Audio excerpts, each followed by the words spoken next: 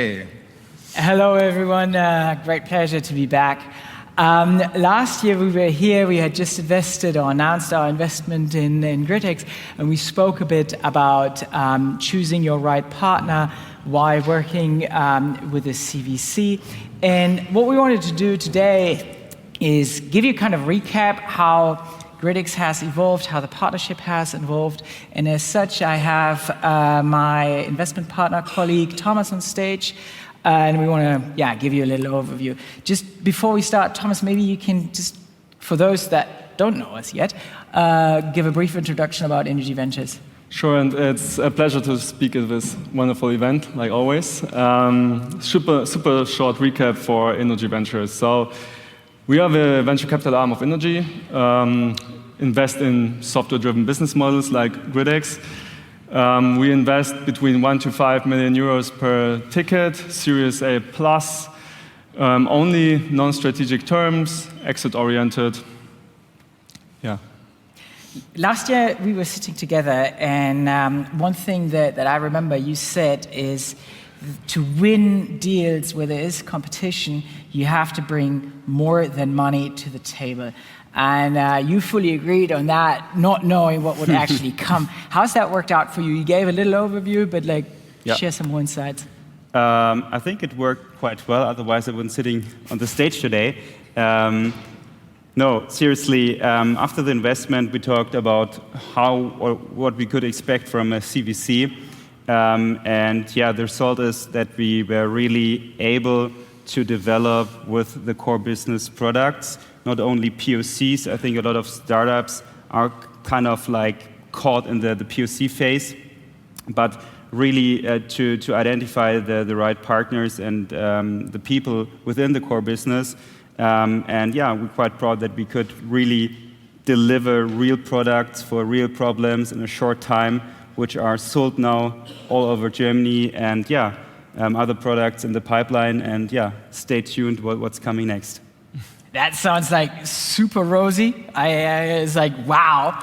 But let's be honest, Thomas, how was the process from your side? What were the challenges that needed to be overcome? Yeah, during the investment process, but also afterwards, actually it was quite hard to convince the core business at the beginning to get started. So I remember quotes at the time like, okay, just another box business, like GridX box. Or, okay, we have done it, we have similar solutions in-house, kind of a seen there, been there kind of quote. The other feedback we got was a little bit on, okay, GridX is super interesting, super nice tech. However, it's a young company, so shall I co-produce something with them? Shall I really invest into this partnership as an operational business? Will be GridX there in 2 years or something? So it took time to actually really convey the excitement we have about GridX to the core business.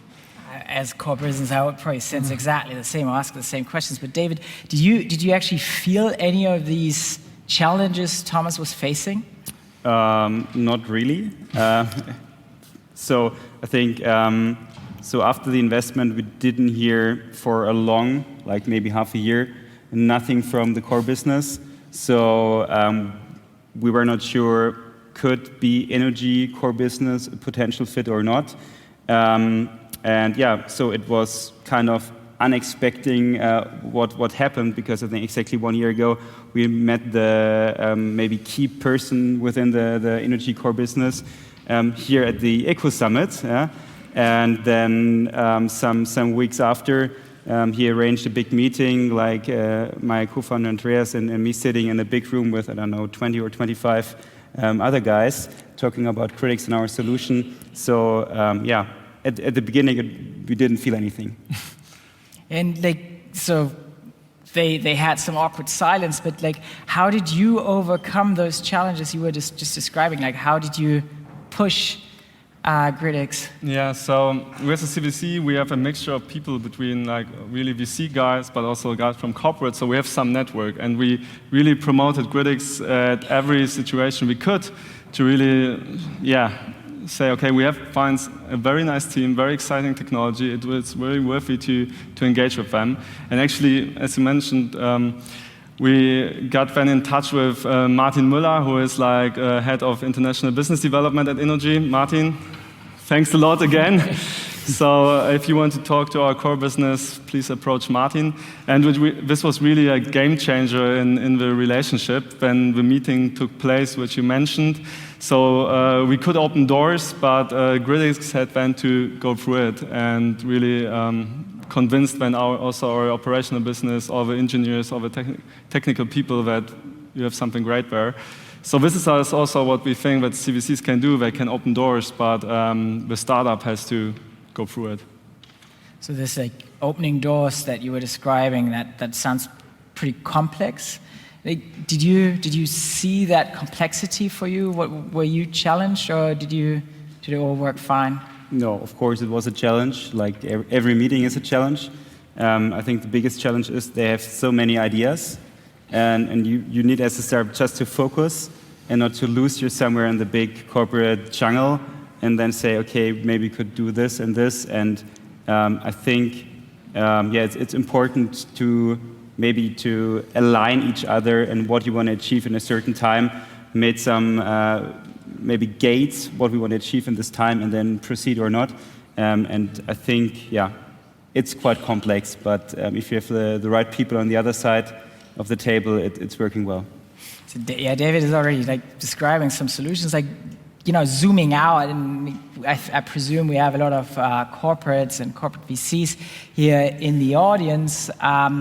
Like, Thomas, what kind of were the learnings you had during the phase of those past 12 months that you can share with other corporates or other CVCs that are facing exactly the same problems? The situation we described was very fortunate in some sense, because we had, on the one hand, we had a great team, a great technology, a great startup. Then we found a sponsor which really promoted the startup as well, and we utilized in our personal network. However, it's not a scalable model. It's hard to copy. We cannot scale it for our full portfolio because a lot of things have come together. So I think what is important to really institutionalize this process to some extent. And what do I mean by that? I mean by that you have to, next to a CVC, which is according to best practice setups, like financially driven, mimics, so to say, VC practices, and has a really financial view on the deal itself, exit driven. You have also to have landing points in the organization, so people who are incentivized to work with a startup, and not only in the overtime because they are engaged and they want to build something, but really as a job. So therefore, like, one suggestion would be that to really build up these landing points which are close to the core business. It's not like people who are just doing that, but they need to be close to operations. And that's a hard thing to do because there are not so many people who can talk to startups, but also talk to corporate operational business and do the project management and translate between the startup world and the corporate world. So, but yeah, that would be great to really leverage the strategic value or the opportunities which you could have with a CVC. And David, you were already elaborating a bit. I presume the other half of the audience are actual startups that are then wondering should I work with a CVC besides only the money? What do I need to look out for? What's the challenge? What is also the opportunity? And what is totally unrealistic? I think maybe to start with the unrealistic stuff, I think it's unrealistic that you just get the funding and then be part kind of the sales organization and you can sell, 1,000 of products each month. I think what you should expect is that you will find an investor who really let you do your own stuff. He not want to be part of your day-to-day business, but more to be the guy who can open the doors, like Thomas said before. And I think I wouldn't expect too much because it's always depending on you. Very honest. No, as a startup, no? If you don't want to do it, you won't do it. You won't do it. That's the point. Huh? It's always you as a startup. It's not like that you get like a stamp and you say, okay, that's like Innogy Ventures proven, and you have to sell the product. It's more like you are really in competition with all the other startups out there and the products. Jan is already signaling us to leave. I would have a ton more questions. I could do this for ages, and I presume that most of the audience also has some more questions to either you or you, how the process works, how to do it, and also like startups that we haven't invested might not invest in at all, but still find it helpful. I guess you guys are available for drinks later on? Sure. Okay, Yeah, thank you very much. So please ask Martin or those two, reach out for questions. Thank you very much. Thank you.